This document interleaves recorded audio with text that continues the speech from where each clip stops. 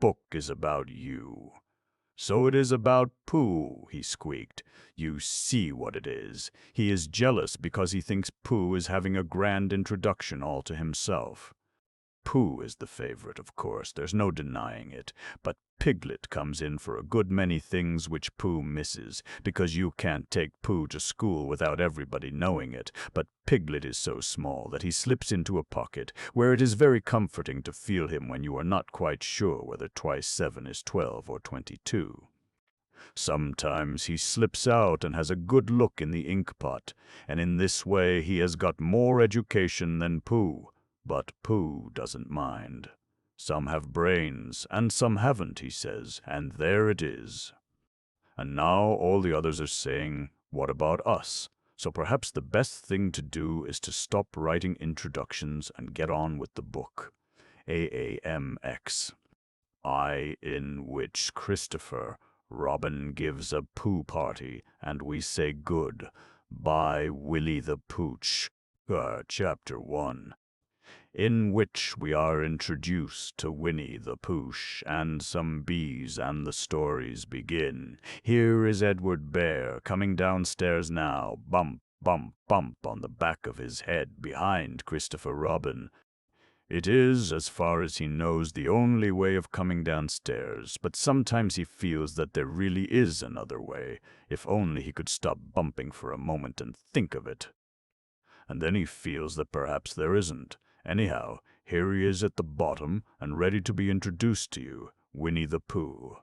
When I first heard his name, I said, just as you are going to say, but I thought he was a boy. "So did I," said Christopher Robin. "Then you can't call him Winnie." "I don't. But you said, he's Winnie-the-Pooh. Don't you know what there means?" "Ah, yes, now I do," I said quickly, "and I hope you do too, because it is all the explanation you are going to get. Sometimes Winnie-the-Pooh likes a game of some sort when he comes downstairs, and sometimes he likes to sit quietly in front of the fire and listen to a story. This evening." "What about a story?" said Christopher Robin. "What about a story?" I said. "Could you very sweetly tell Winnie-the-Pooh one?" "I suppose I could," I said. "What sort of stories does he like? About himself, because he's that sort of bear." "Oh, I see. So could you very sweetly?" "I'll try," I said. So I tried. "Once upon a time, a very long time ago now, about last Friday, Winnie-the-Pooh lived in a forest all by himself under the name of Sanders." "What does under the name mean?" asked Christopher Robin. "It means he had the name over the door in gold letters and lived under it." "Winnie-the-Pooh wasn't quite sure," said Christopher Robin. "Now I am," said a growly voice. "Then I will go on," said I. "One day when he was out walking, he came to an open place in the middle of the forest, and in the middle of this place was a large oak tree, and from the top of the tree there came a loud buzzing noise. Winnie-the-Pooh sat down at the foot of the tree, put his head between his paws, and began to think. You don't get a buzzing noise like that, just buzzing and buzzing, without its meaning something. If there's a buzzing noise, somebody's making a buzzing noise, and the only reason for making a buzzing noise that I know of is because you're a bee." Then he thought another long time and said, "And the only reason for being a bee that I know of is making honey." And then he got up and said, "And the only reason for making honey is so as I can eat it." So he began to climb the tree. He climbed and he climbed and he climbed and he climbed, and as he climbed he sang a little song to himself. It went like this. Isn't it funny how a bear likes honey? Buzz, buzz, buzz. I wonder why he does. Then he climbed a little further, and a little further, and then just a little further. By that time he had thought of another song. It's a very funny thought that, if bears were bees, they'd build their nests at the bottom of trees, and that being so, if the bees were bears. We shouldn't have to climb up all these stairs. He was getting rather tired by this time, so that is why he sang a complaining song. He was nearly there now, and if he just stood on that branch, crack. "Oh, help," said Pooh as he dropped 10 feet on the branch below him. "If only I hadn't," he said as he bounced 20 feet onto the next branch. "You see, what I meant to do," he explained, as he turned head over heels and crashed onto another branch 30 feet below. "What I meant to do. Of course, it was rather," he admitted, as he slithered very quickly through the next 6 branches. "It all comes, I suppose," he decided as he said goodbye to the last branch, spun round 3 times, and flew gracefully into a gorse bush. "It all comes of liking honey so much. Oh, help!" He crawled out of the gorse bush, brushed the prickles from his nose, and began to think again. And the first person he thought of was Christopher Robin. "Was that me?" said Christopher Robin in an awed voice, hardly daring to believe it. "That was you." Christopher Robin said nothing, but his eyes got larger and larger, and his face got pinker and pinker. So Winnie-the-Pooh went round to his friend Christopher Robin, who lived behind a green door in another part of the forest. "Good morning, Christopher Robin," he said. "Good morning, Winnie-the-Pooh," said you. "I wonder if you've got such a thing as a balloon about you." "A balloon?" "Yes, I just said to myself coming along, I wonder if Christopher Robin has such a thing as a balloon about him. I just said it to myself, thinking of balloons and wondering." "What do you want a balloon for?" you said. Winnie-the-Pooh looked round to see that nobody was listening, put his paw to his mouth, and said in a deep whisper, "Honey, but you don't get honey with balloons." "I do," said Pooh. "Well, it just happened that you had been to a party the day before at the house of your friend Piglet, and you had balloons at the party. You had had a big green balloon, and one of Rabbit's relations had had a big blue one, and had left it behind, being really too young to go to a party at all, and so you had brought the green one and the blue one home with you. Which one would you like?" you asked Pooh. He put his head between his paws and thought very carefully. "It's like this," he said. "When you go after honey with a balloon, the great thing is not to let the bees know you're coming. Now, if you have a green balloon, they might think you are only part of the tree, and not notice you, and if you have a blue balloon, they might think you were only part of the sky, and not notice you, and the question is, which is most likely?" "Wouldn't they notice you underneath the balloon?" you asked. "They might or they might not," said Winnie-the-Pooh. "You never can tell with bees." He thought for a moment and said, "I shall try to look like a small black cloud. That will deceive them." "Then you had better have the blue balloon," you said, and so it was decided. Well, you both went out with the blue balloon, and you took your gun with you, just in case, as you always did, and Winnie-the-Pooh went to a very muddy place that he knew of, and rolled until he was black all over, and then, when the balloon was blown up as big, and you and Pooh were both holding on to the string, you let go suddenly, and Pooh Bear floated gracefully up into the sky and stayed there, level with the top of the tree and about 20 feet away from it. "Hooray!" you shouted. "Isn't that fine?" shouted Winnie-the-Pooh down to you. "What do I look like?" "You look like a bear holding on to a balloon," you said. "Not," said Pooh anxiously, "not like a small black cloud in a blue sky? Not very much." "Oh, well, perhaps from up here it looks different, and as I say, you never can tell with bees." There was no wind to blow him nearer to the tree, so there he stayed. He could see the honey, he could smell the honey, but he couldn't quite reach the honey. After a little while he called down to you. "Christopher Robin," he said in a loud whisper. "Hello! I think the bees suspect something." "What sort of thing?" "I don't know, but something tells me that they're suspicious. Perhaps they think that you're after their honey. It may be that. You never can tell with bees." There was another little silence, and then he called down to you again. "Christopher Robin." "Yes?"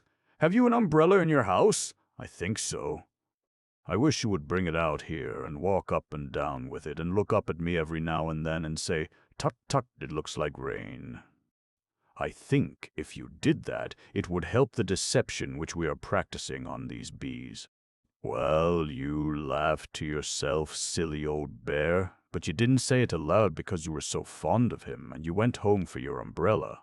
Oh, there you are," called down Winnie-the-Pooh as soon as you got back to the tree.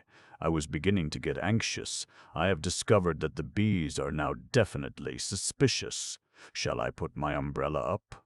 you said. "Yes, but wait a moment. We must be practical. The important bee to deceive is the queen bee.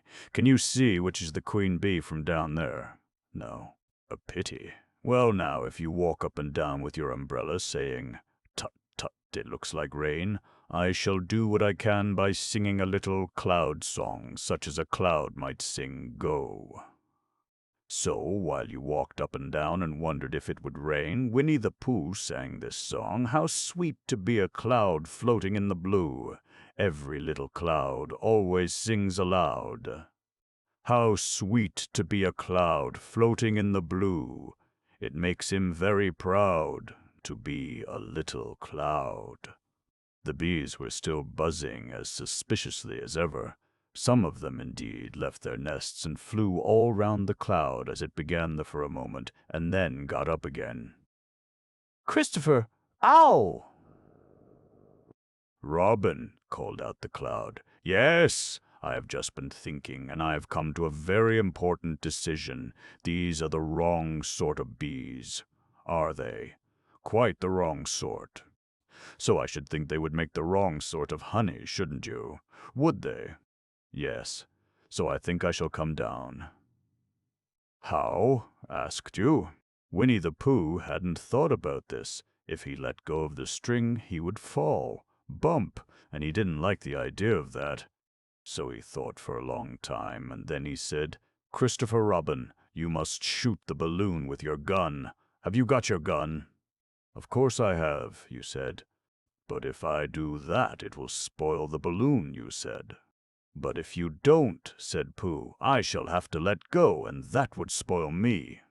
When he put it like this, you saw how it was, and you aimed very carefully at the balloon and fired. "Ow!" said Pooh. "Did I miss?" you asked. "You didn't exactly miss," said Pooh, "but you missed the balloon." "I'm so sorry," you said, and you fired again, and this time you hit the balloon, and the air came slowly out, and Winnie-the-Pooh floated down to the ground. But his arms were so stiff from holding on to the string of the balloon all that time that they stayed up straight in the air for more than a week, and whenever a fly came and settled on his nose, he had to blow it off. And I think, but I am not sure, that is why he was always called Pooh. "Is that the end of the story?" asked Christopher Robin. "That's the end of that one. There are others. About Pooh and me, and Piglet and Rabbit and all of you. Don't you remember?" "I do remember, and then when I try to remember, I forget." "That day when Pooh and Piglet tried to catch the heffalump. They didn't catch it, did they? No. Pooh couldn't, because he hasn't any brain. Did I catch it? Well, that comes into the story." Christopher Robin nodded. "I do remember," he said, "only Pooh doesn't very well, so that's why he likes having it told to him again. Because then it's a real story and not just a remembering." "That's just how I feel," I said. Christopher Robin gave a deep sigh, picked his bear up by the leg, and walked off to the door, trailing Pooh behind him. At the door he turned and said, "Coming to see me have my bath?" "I might," I said. "I didn't hurt him when I shot him, did I? Not a bit." He nodded and went out, and in a moment I heard Winnie-the-Pooh bump, bump, bump going up the stairs behind him. Chapter 2. In which Pooh goes visiting and gets into a tight place. Edward Bear, known to his friends as Winnie-the-Pooh, or Pooh for short, was walking through the forest one day, humming proudly to himself. He had made up a little hum that very morning as he was doing his stoutness exercises in front of the glass. Tra-la-la, tra-la-la, as he stretched up as high as he could go, and then tra-la-la, tra-la, oh, help, la, as he tried to reach his toes. After breakfast he had said it over and over to himself until he had learnt it off by heart, and now he was humming it right through properly. It went like this. Tra-la-la, tra-la-la, tra-la-la, tra-la-la, rum-tum, tiddle-tum, tiddle-iddle, tiddle-iddle, tiddle-iddle, rum-tum, tiddle-um. Well, he was humming this hum to himself and walking along gaily, wondering what everybody else was doing and what it felt like, being somebody else, when suddenly he came to a sandy bank, and in the bank was a large hole. "Aha!" said Pooh. "Rum-tum, tiddle-um-tum. If I know anything about anything, that hole means rabbit," he said. "And rabbit means company," he said. "And company means food and listening to me humming and such like. Rum-tum-tum tiddle-um." So he bent down, put his head into the hole, and called out, "Is anybody at home?" There was a sudden scuffling noise from inside the hole, and then silence. What I said was, "Is anybody at home?" called out Pooh very loudly. "No," said a voice, and then added, "You needn't shout so loud. I heard you quite well the first time." "Bother," said Pooh. "Isn't there anybody here at all?" "Nobody." Winnie-the-Pooh took his head out of the hole and thought for a little, and he thought to himself, "There must be somebody there, because somebody must have said nobody." So he put his head back in the hole and said, "Hello, Rabbit, isn't that you?" "No," said Rabbit, in a different sort of voice this time. "But isn't that Rabbit's voice?" "I don't think so," said Rabbit. "It isn't meant to be." "Oh," said Pooh. He took his head out of the hole and had another think, and then he put it back and said, "Well, could you very kindly tell me where Rabbit is? He has gone to see his friend Pooh Bear, who is a great friend of his." "But this is me," said Bear, very much surprised. "What sort of me?" "Pooh Bear, are you sure?" said Rabbit, still more surprised. Quite sure," said Pooh. "Oh, well then, come in." So Pooh pushed and pushed and pushed his way through the hole, and at last he got in. "You were quite right," said Rabbit, looking at him all over. "It is you. Glad to see you. Who did you think it was?" "Well, I wasn't sure. You know how it is in the forest. One can't have anybody coming into one's house. One has to be careful. What about a mouthful of something?"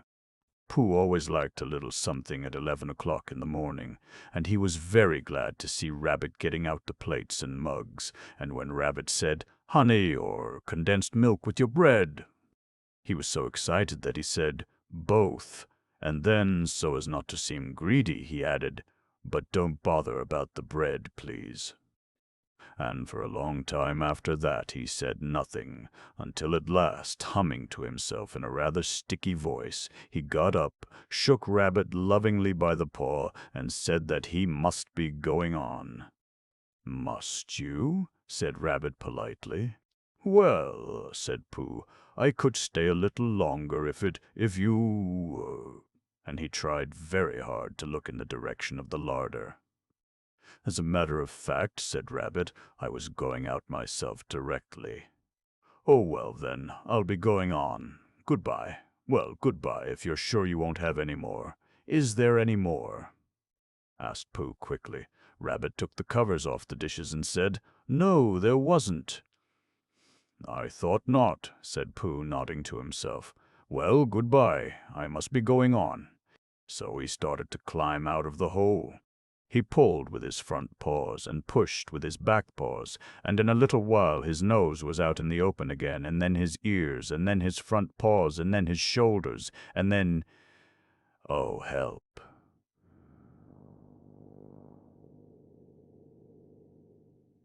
"Oh, help," said Pooh. "I'd better go back." "Oh, bother," said Pooh. "I shall have to go on." I can't do either, said Pooh. Oh, help and bother. Now, by this time, Rabbit wanted to go for a walk too, and finding the front door full, he went out by the back door and came round to Pooh and looked at him. "Hello, are you stuck?" he asked. "And no," said Pooh carelessly, "just resting and thinking and humming to myself. Here, give us a paw." Pooh Bear stretched out a paw, and Rabbit pulled and pulled and pulled. "Ow!" cried Pooh. "You're hurting." "The fact is," said Rabbit, "you're stuck." "It all comes," said Pooh crossly, "of not having front doors big enough." "It all comes," said Rabbit sternly, "of eating too much." "I thought at the time," said Rabbit, "only I didn't like to say anything," said Rabbit. "That one of us was eating too much," said Rabbit, "and I knew if wasn't me," he said. "Well, well, I shall go and fetch Christopher Robin." Christopher Robin lived at the other end of the forest, and when he came back with Rabbit and saw the front half of Pooh, he said, "Silly old bear," in such a loving voice that everybody felt quite hopeful again. "I was just beginning to think," said Bear, sniffing slightly, "that Rabbit might never be able to use his front door again.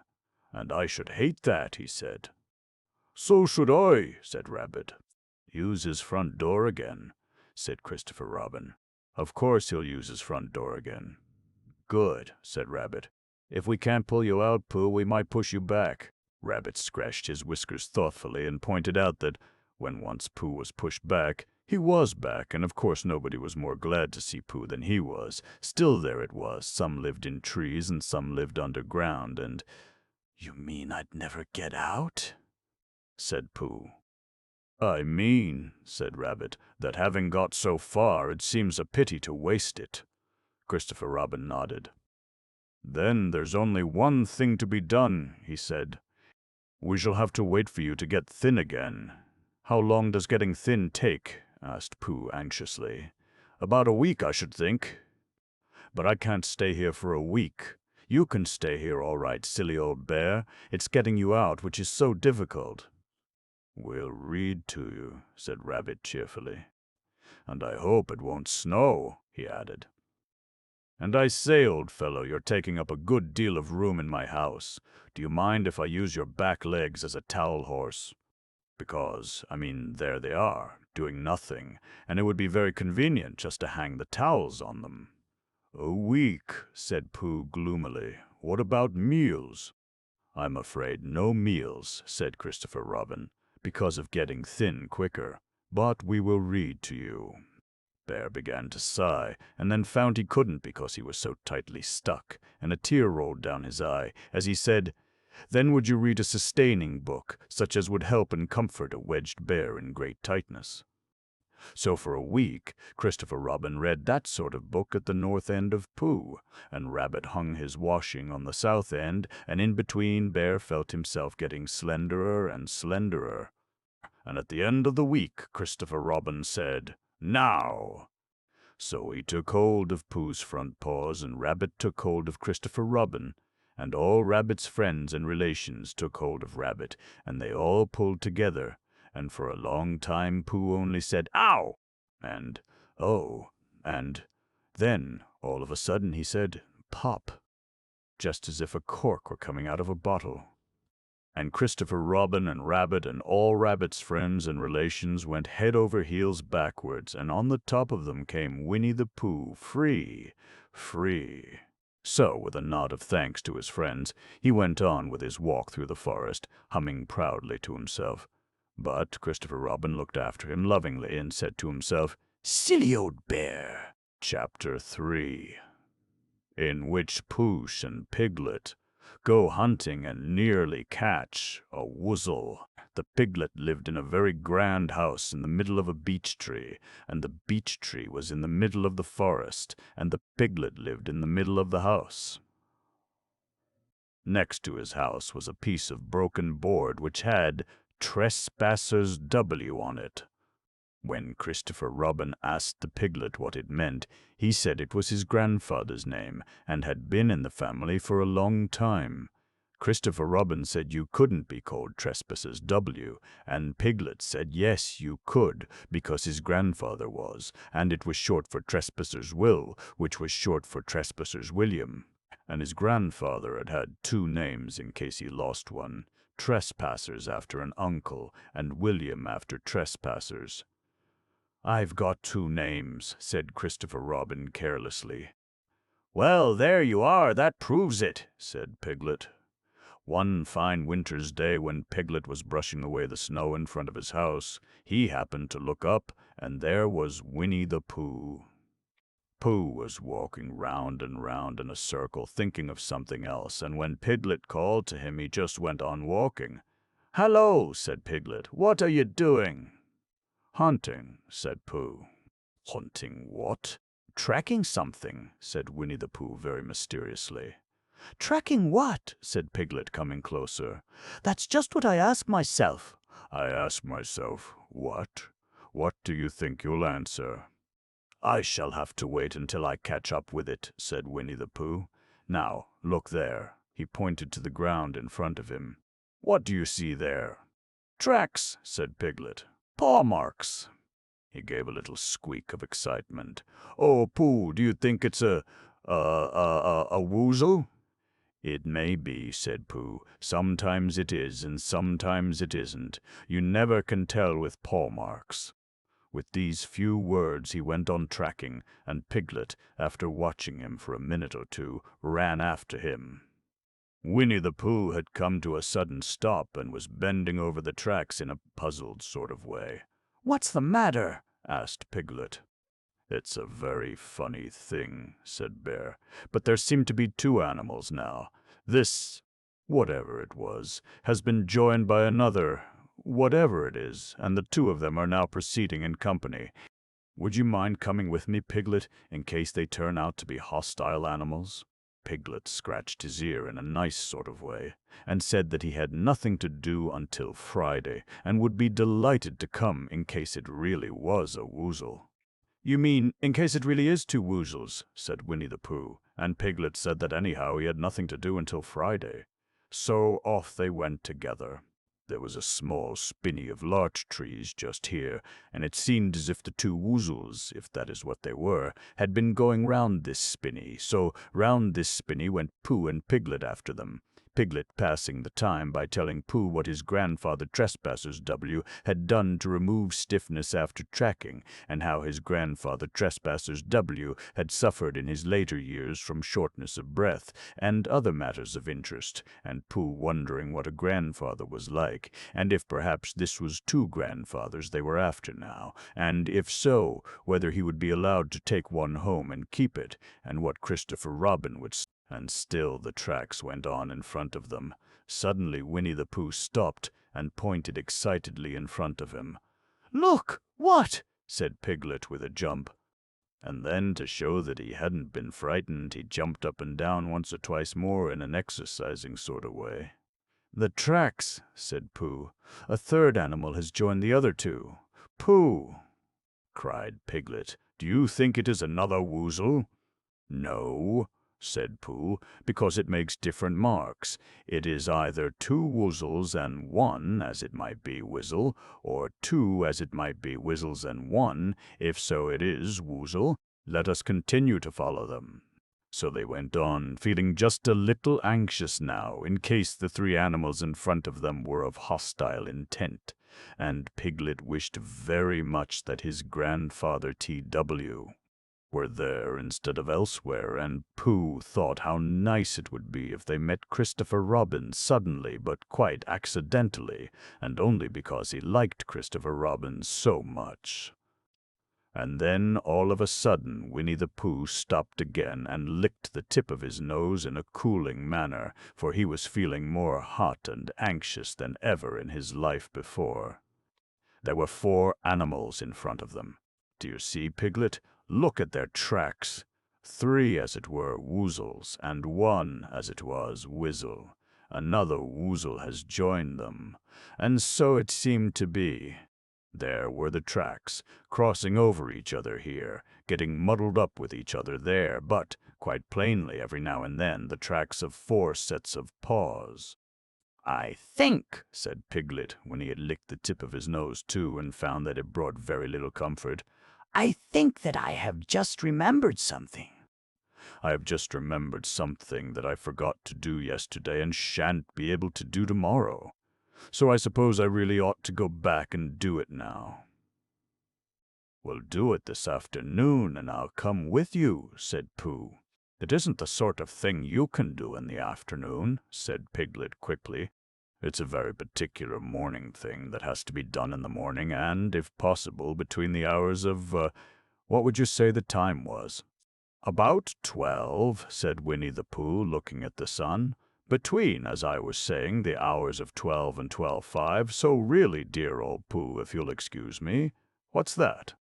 Pooh looked up at the sky, and then, as he heard the whistle again, he looked up into the branches of a big oak tree, and then he saw a friend of his. "It's Christopher Robin," he said. "Ah, then you'll be all right," said Piglet. "You'll be quite safe with him. Goodbye." And he trotted off home as quickly as he could, very glad to be out of all danger again. Christopher Robin came slowly down his tree. "Silly old bear," he said, "what were you doing?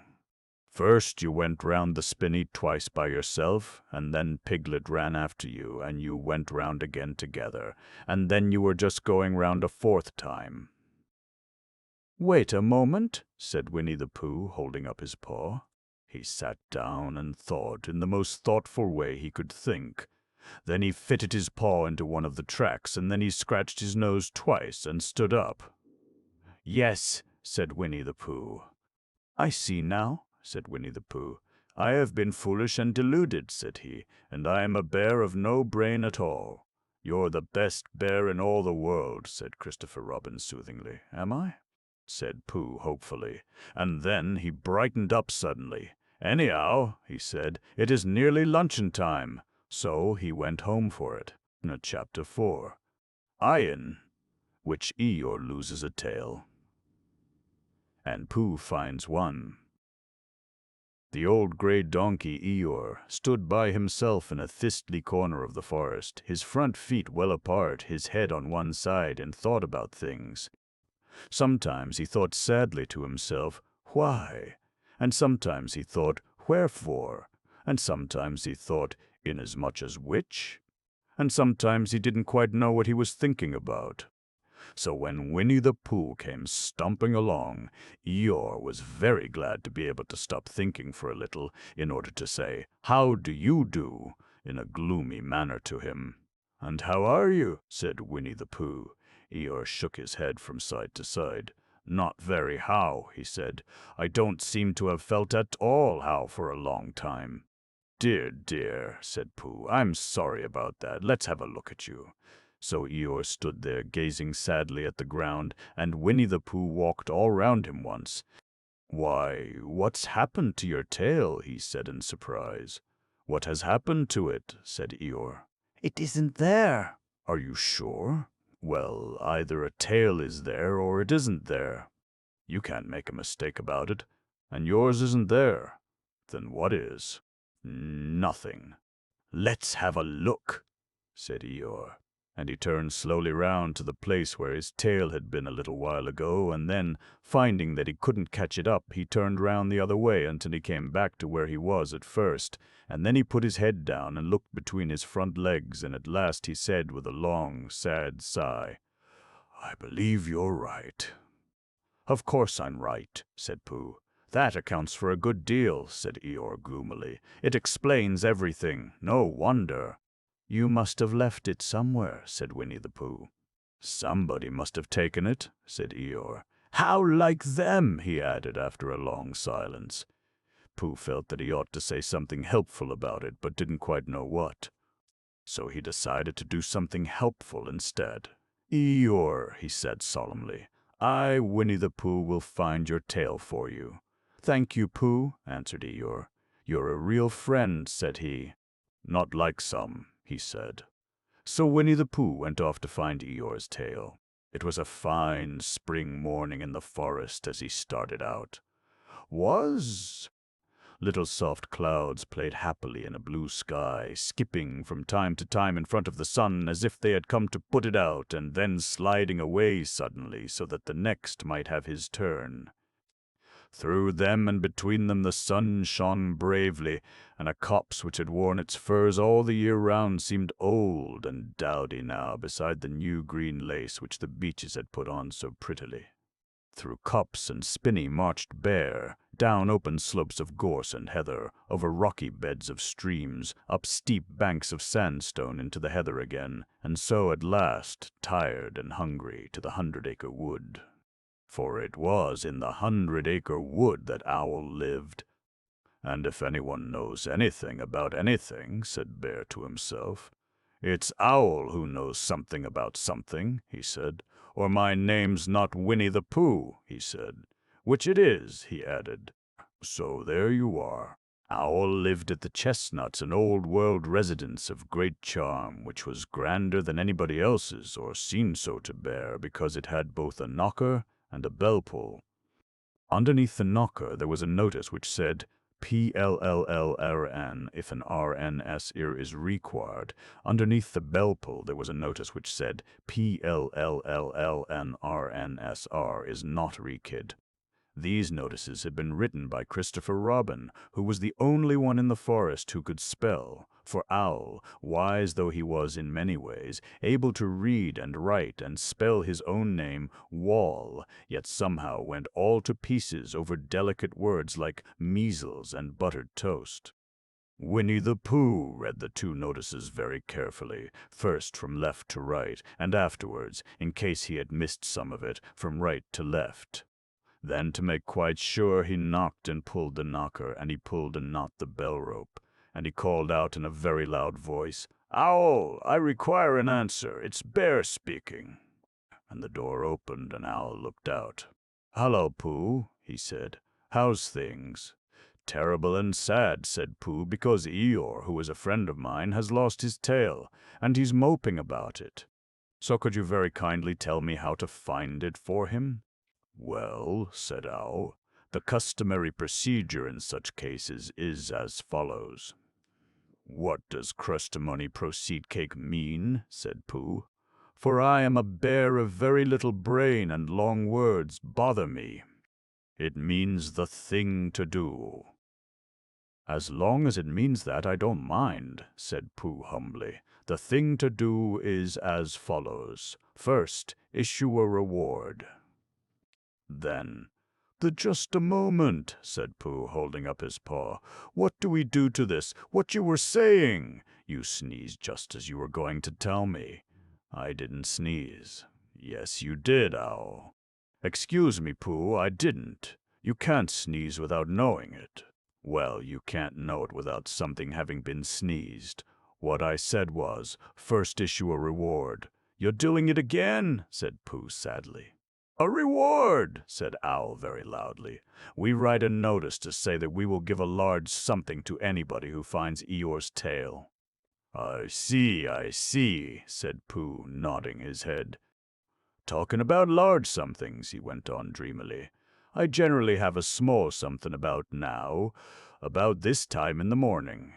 And he looked wistfully at the cupboard in the corner of Owl's parlor, just a mouthful of condensed milk or what not, with perhaps a lick of honey.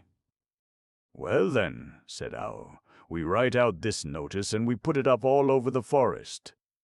A lick of honey, murmured Bear to himself, or not, as the case may be. And he gave a deep sigh, and tried very hard to listen to what Owl was saying.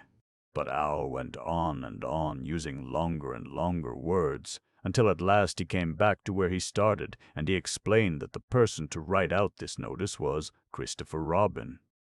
It was he who wrote the ones on my front door for me. Did you see them, Pooh? For some time now Pooh had been saying yes and no in turn, with his eyes shut to all that Owl was saying, and having said yes last time, he said no, not at all, now, without really knowing what Owl was talking about. Didn't you see them? Said Owl, a little surprised. Come and look at them now. Oh, they went outside. And Pooh looked at the knocker and the notice below it, and he looked at the bell rope and the notice below it, and the more he looked at the bell rope, the more he felt that he had seen something like it, somewhere else, sometime before. "Handsome bell rope, isn't it?" said Owl. Pooh nodded. "It reminds me of something," he said, "but I can't think what. Where did you get it?" "I just came across it in the forest. It was hanging over a bush, and I thought at first somebody lived there, so I rang it, and nothing happened, and then I rang it again very loudly, and it came off in my hand, and as nobody seemed to want it, I took it home, and—"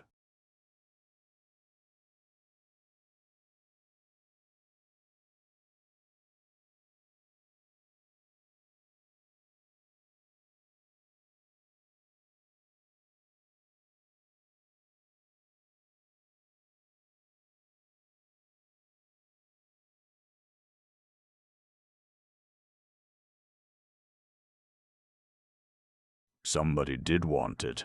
"Who?" "Eeyore, my dear friend Eeyore. He was fond of it." "Fond of it?" "Attached to it," said Winnie-the-Pooh sadly. So with these words he unhooked it and carried it back to Eeyore, and when Christopher Robin had nailed it on in its right place again, Eeyore frisked about the forest, waving his tail so happily that Winnie-the-Pooh came over all funny and had to hurry home for a little snack of something to sustain him. And, wiping his mouth half an hour afterwards, he sang to himself proudly, "Who found the tail?"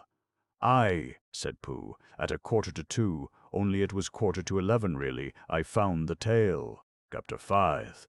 I, in which Piglet meets a Heffalump. One day, when Christopher Robin and Winnie-the-Pooh and Piglet were all talking together, Christopher Robin finished the mouthful he was eating and said carelessly, "I saw a Heffalump today, Piglet." "What was it doing?" asked Piglet. "Just lumping along," said Christopher Robin. "I don't think it saw me." "I saw one once," said Piglet. "At least, I think I did," he said, "only perhaps it wasn't." "So did I," said Pooh, wondering what a Heffalump was like. "You don't often see them," said Christopher Robin carelessly. "Not now," said Piglet. "Not at this time of year," said Pooh. Then they all talked about something else until it was time for Pooh and Piglet to go home together.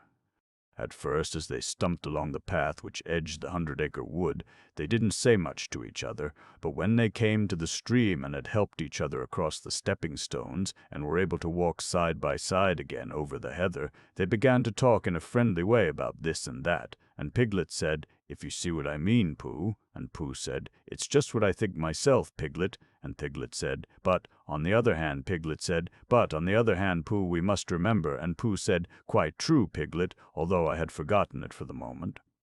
And then, just as they came to the 6 pine trees, Pooh looked round to see that nobody else was listening, and said in a very solemn voice, "Piglet, I have decided something." "What have you decided, Pooh?" "I have decided to catch a Heffalump." Pooh nodded his head several times as he said this, and waited for Piglet to say, "How?" or "Pooh, you couldn't," or something helpful of that sort, but Piglet said nothing. The fact was, Piglet was wishing that he had thought about it first. "I shall do it," said Pooh after waiting a little longer, "by means of a trap, and it must be a cunning trap, so you will have to help me, Piglet." "Pooh," said Piglet, feeling quite happy again now, "I will." And then he said, "How shall we do it?" And Pooh said, "That's just it. How?" And then they sat down together to think it out. Pooh's first idea was that they should dig a very deep pit, and then the Heffalump would come along and fall into the pit. And "Why?" said Piglet. "Why what?" said Pooh. "Why would he fall in?" Pooh rubbed his nose with his paw, and said that the Heffalump might be walking along, humming a little song, and looking up at the sky, wondering if it would rain, and so he wouldn't see the very deep pit until he was halfway down, when it would be too late. Piglet said that this was a very good trap, but supposing it were raining already? Pooh rubbed his nose again, and said that he hadn't thought of that. And then he brightened up and said that if it were raining already, the heffalump would be looking at the sky wondering if it would clear up, and so he wouldn't see the very deep pit until he was halfway down, when it would be too late. Piglet said that, now that this point had been explained, he thought it was a cunning trap. Pooh was very proud when he heard this, and he felt that the heffalump was as good as caught already, but there was just one other thing which had to be thought about, and it was this. Where should they dig the very deep pit? Piglet said that the best place would be somewhere where a heffalump was, just before he fell into it, only about a foot farther on. But then he would see us digging it, said Pooh. Not if he was looking at the sky. He would suspect, said Pooh, if he happened to look down. He thought for a long time and then added sadly, It isn't as easy as I thought. I suppose that's why heffalumps hardly ever get caught. That must be it, said Piglet. They sighed and got up, and when they had taken a few gorse prickles out of themselves, they sat down again, and all the time Pooh was saying to himself, If only I could think of something.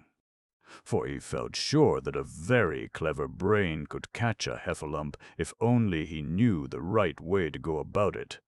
Suppose, he said to Piglet, you wanted to catch me, how would you do it? Well, said Piglet, I should do it like this.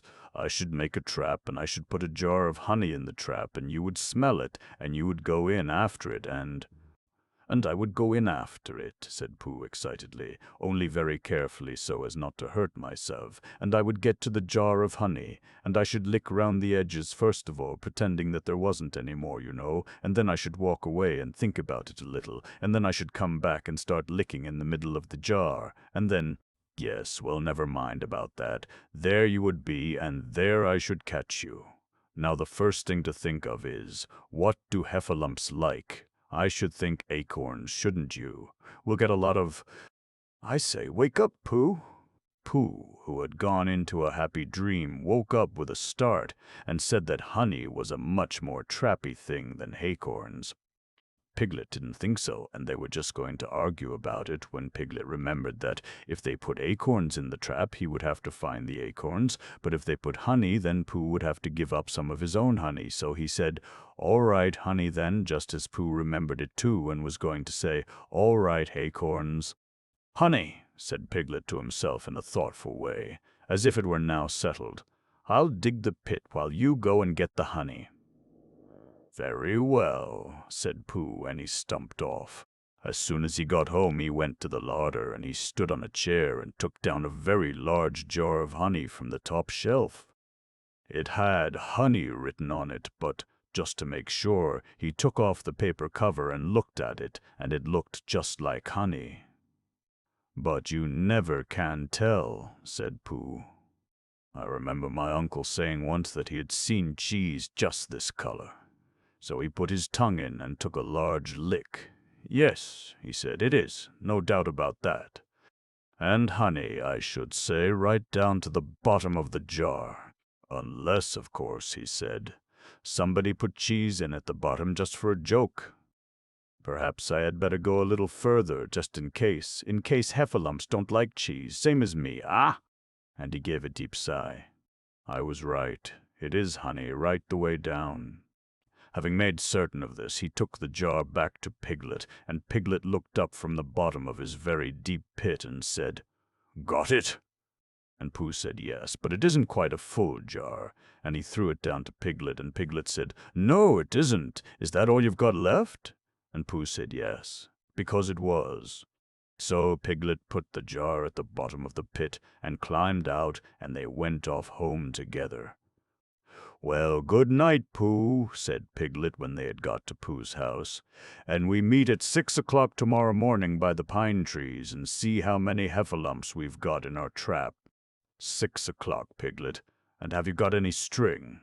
No. Why do you want string? To lead them home with. Oh, I think heffalumps come if you whistle. Some do and some don't. You never can tell with heffalumps. Well, good night, and off Piglet trotted to his house, Trespassers W, while Pooh made his preparations for bed. Some hours later, just as the night was beginning to steal away, Pooh woke up suddenly with a sinking feeling. He had had that sinking feeling before, and he knew what it meant. He was hungry. So he went to the larder, and he stood on a chair and reached up to the top shelf and found nothing. That's funny, he thought. I know I had a jar of honey there, a full jar full of honey right up to the top, and it had honey written on it so that I should know it was honey. That's very funny. And then he began to wander up and down, wondering where it was and murmuring a murmur to himself. Like this, it's very, very funny, 'cause I know I had some honey, 'cause it had a label on, saying honey. A goluptious full-up pot, too, and I don't know where it's got to. No, I don't know where it's gone. Well, it's funny. He had murmured this to himself 3 times in a singing sort of way when suddenly he remembered he had put it into the cunning trap to catch the heffalump. "Bother!" said Pooh. "It all comes of trying to be kind to heffalumps." And he got back into bed. But he couldn't sleep. The more he tried to sleep, the more he couldn't. He tried counting sheep, which is sometimes a good way of getting to sleep, and as that was no good, he tried counting heffalumps. And that was worse, because every heffalump that he counted was making straight for a pot of Pooh's honey and eating it all. For some minutes he lay there miserably, but when the 587th heffalump was licking its jaws and saying to itself, "Very good honey this, I don't know when I've tasted better," Pooh could bear it no longer.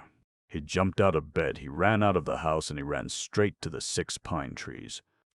The sun was still in bed, but there was a lightness in the sky over the 100 Acre Wood which seemed to show that it was waking up and would soon be kicking off the clothes. In the half-light the pine trees looked cold and lonely, and the very deep pit seemed deeper than it was, and Pooh's jar of honey at the bottom was something mysterious, a shape and no more. But as he got nearer to it, his nose told him that it was indeed honey, and his tongue came out and began to polish up his mouth, ready for it.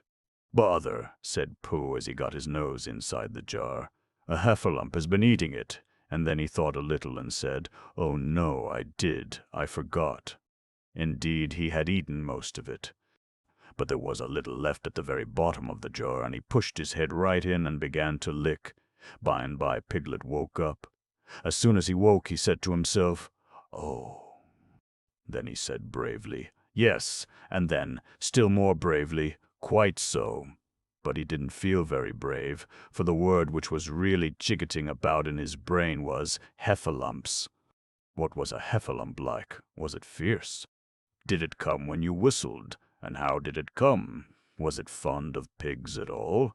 If it was fond of pigs, did it make any difference what sort of pig? Supposing it was fierce with pigs, would it make any difference if the pig had a grandfather called Trespassers William? He didn't know the answer to any of these questions, and he was going to see his first heffalump in about an hour from now. Of course Pooh would be with him, and it was much more friendly with 2. But suppose heffalumps were very fierce with pigs and bears? Wouldn't it be better to pretend that he had a headache and couldn't go up to the 6 pine trees this morning? But then suppose that it was a very fine day, and there was no heffalump in the trap. Here he would be, in bed all the morning, simply wasting his time for nothing. What should he do? And then he had a clever idea. He would go up very quietly to the 6 pine trees now, peep very cautiously into the trap, and see if there was a heffalump there. And if there was, he would go back to bed, and if there wasn't, he wouldn't. So off he went. At first he thought that there wouldn't be a heffalump in the trap, and then he thought that there would, and as he got nearer he was sure that there would, because he could hear it heffalumping about it like anything. "Oh dear, oh dear, oh dear," said Piglet to himself, and he wanted to run away. But somehow, having got so near, he felt that he must just see what a heffalump was like. So he crept to the side of the trap and looked in. And all the time, Winnie-the-Pooh had been trying to get the honey jar off his head. The more he shook it, the more tightly it stuck. "Bother," he said, inside the jar, and, "Oh, help," and, mostly, "Ow." And he tried bumping it against things, but as he couldn't see what he was bumping it against, it didn't help him, and he tried to climb out of the trap, but as he could see nothing but jar, and not much of that, he couldn't find his way. So at last he lifted up his head, jar and all, and made a loud roaring noise of sadness and despair, and it was at that moment that Piglet looked down. "Help, help," cried Piglet, "a heffalump, a horrible heffalump," and he scampered off as hard as he could, still crying out, "Help, help, a horrible hoffalump, hoff, hoff, a hellable horrorlump, haul, haul, a hoffable hellarump," and he didn't stop crying and scampering until he got to Christopher Robin's house. "Whatever's the matter, Piglet?" said Christopher Robin, who was just getting up. "Heth," said Piglet, breathing so hard that he could hardly speak. "A heth, a heth, a heffalump. Where?" "Up there," said Piglet, waving his paw. "What did it look like?" Like. It had the biggest head you ever saw, Christopher Robin. A great, enormous thing, like nothing. A huge, big, well, I don't know. Like an enormous, big nothing. Like a jar. "Well," said Christopher Robin, putting on his shoes, "I shall go and look at it. Come on." Piglet wasn't afraid if he had Christopher Robin with him, so off they went. "I can hear it, can't you?" said Piglet anxiously as they got near. "I can hear something," said Christopher Robin. It was Pooh bumping his head against a tree root he had found. "There," said Piglet. "Isn't it awful?" And he held on tight to Christopher Robin's hand. Suddenly Christopher Robin began to laugh, and he laughed, and he laughed, and he laughed. And while he was still laughing, crash went the heffalum's head against the tree root, smash went the jar, and out came Pooh's head again. Then Piglet saw what a foolish Piglet he had been, and he was so ashamed of himself that he ran straight off home and went to bed with a headache. But Christopher Robin and Pooh went home to breakfast together. "Oh, Bear," said Christopher Robin, "how I do love you." "So do I," said Pooh.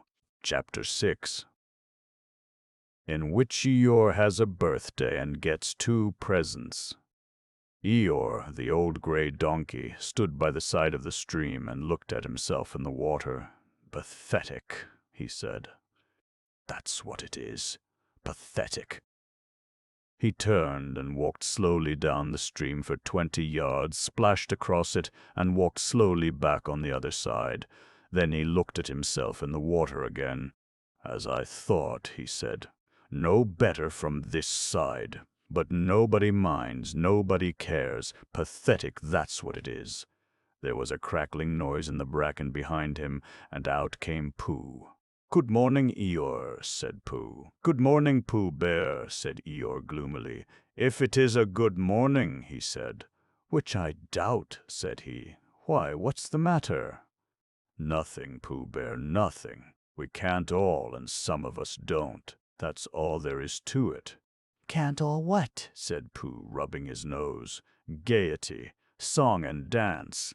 Here we go round the mulberry bush." "Oh," said Pooh. He thought for a long time and then asked, "What mulberry bush is that?" "Bonhomie," went on Eeyore gloomily. "French word meaning bonhomie," he explained. "I'm not complaining, but there it is." Pooh sat down on a large stone and tried to think this out. It sounded to him like a riddle, and he was never much good at riddles, being a bear of very little brain. So he sang Cottleston Pie instead. "Cottleston, Cottleston, Cottleston Pie. A fly can't bird, but a bird can fly. Ask me a riddle, and I reply, Cottleston, Cottleston, Cottleston Pie." That was the first verse. When he had finished it, Eeyore didn't actually say that he didn't like it, so Pooh very kindly sang the second verse to him. "Cottleston, Cottleston, Cottleston Pie. A fish can't whistle, and neither can I. Ask me a riddle, and I reply, Cottleston, Cottleston Pie." Eeyore still said nothing at all, so Pooh hummed the third verse quietly to himself. Cottleston, Cottleston, Cottleston pie. Why does a chicken, I don't know why, ask me a riddle and I reply, Cottleston, Cottleston, Cottleston pie. That's right, said Eeyore. Sing. Umpty tiddly umpty too. Here we go gathering nuts and may. Enjoy yourself. I am, said Pooh. Some can, said Eeyore. Why, what's the matter? Is anything the matter? You seem so sad, Eeyore. Sad? Why should I be sad? It's my birthday, the happiest day of the year. Your birthday, said Pooh in great surprise. Of course it is. Can't you see? Look at all the presents I have had. He waved a foot from side to side. Look at the birthday cake, candles, and pink sugar. Pooh looked first to the right and then to the left. Presents, said Pooh. Birthday cake, said Pooh. Where? Can't you see them? No, said Pooh. Neither can I, said Eeyore. Joke, he explained. Ha ha. Pooh scratched his head, being a little puzzled by all this. But is it really your birthday? He asked. It is. Oh, well, many happy returns of the day, Eeyore. And many happy returns to you, Pooh Bear. But it isn't my birthday. No, it's mine. But you said many happy returns. Fie. Well, why not? You don't always want to be miserable on my birthday, do you? Oh, I see, said Pooh. It's bad enough, said Eeyore, almost breaking down. Being miserable myself, what with no presents and no cake and no candles and no proper notice taken of me at all. But if everybody else is going to be miserable too. This was too much for Pooh. Stay there, he called to Eeyore as he turned and hurried back home as quick as he could, for he felt that he must get poor Eeyore a present of some sort at once, and he could always think of a proper one afterwards.